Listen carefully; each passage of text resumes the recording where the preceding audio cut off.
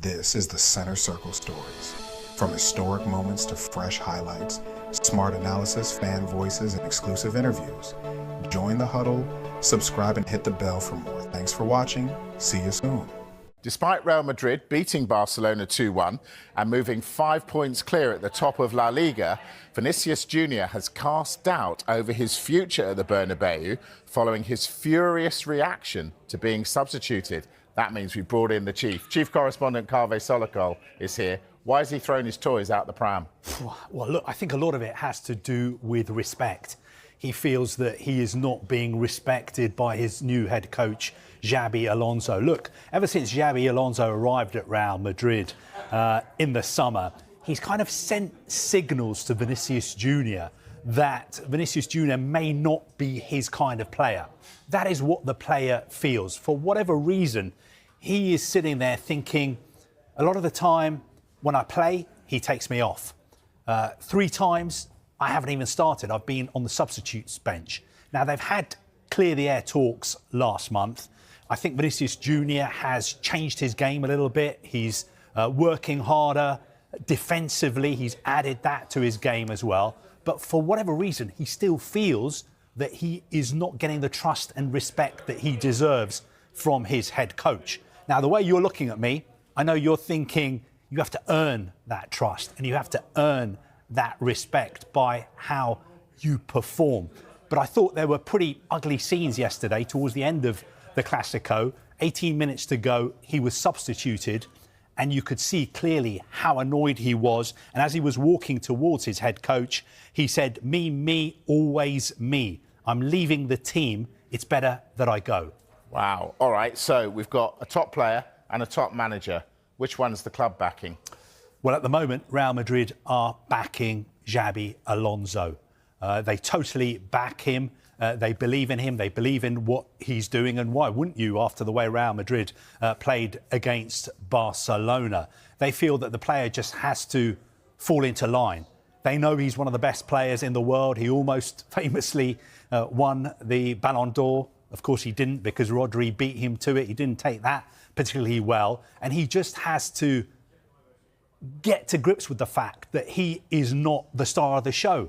There's Kylian Mbappe, there's Jude Bellingham as well. He just has to accept the fact that however great a player he is, the bottom line is he is still a team player. So Real Madrid are backing Xabi Alonso. And for his part, Xabi Alonso is being very, very conciliatory, because he's tried to downplay this whole spat by saying, look, players are players. They're always unhappy when they're substituted. It's not a big deal.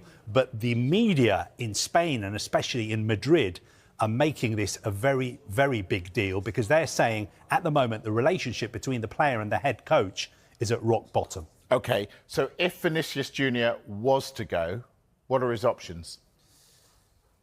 I don't think he's got very many options. I mean, a player of that quality? The problem is he's such a good player and he earns so much money. There are very, very few clubs who could afford the overall package to sign him. Now, I think he's just got over 18 months left on his contract. He's out of contract in the summer of 2027. There have been lots of talks that he's going to sign a new contract at Real Madrid. That hasn't happened yet.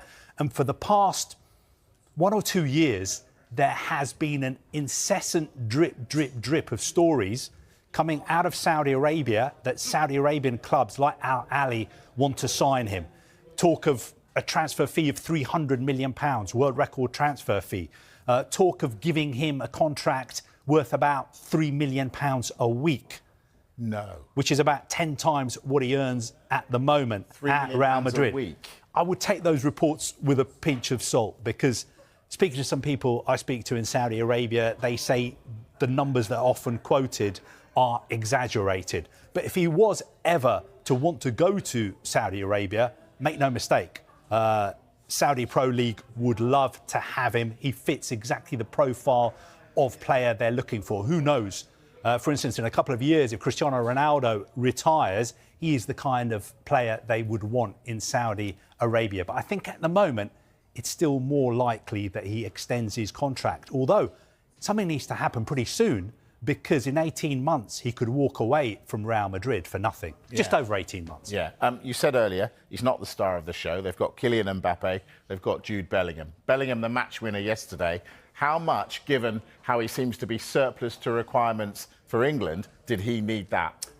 Very good point you make. I thought the way he's played, the way he's reacted since he was dropped, in his words, from the England squad has been brilliant. He scored the winning goal against Juventus in the Champions League. He set up a goal against Barcelona. He also scored a goal as well. I really like the way he celebrated his goal as well. Some people will not like that celebration. They will say, look, he's being arrogant. Why doesn't he celebrate properly with the rest of his team? But you know what? He's a world-class player. He's allowed to be arrogant. I've had the pleasure of watching him on a few occasions when he plays for England. He's an absolutely incredible player. I think it would be unthinkable for Thomas Tuchel to go to a World Cup without one of the greatest players England have ever produced. We just have to wait and see whether he's back in the England squad next month. That is a conversation for another day, which we will have. Kaveh Solokol, our chief correspondent. Thank you very much, Kaveh. Thanks for watching my video. If you enjoyed this, please subscribe, leave a comment, and share with a friend. See you in the next one.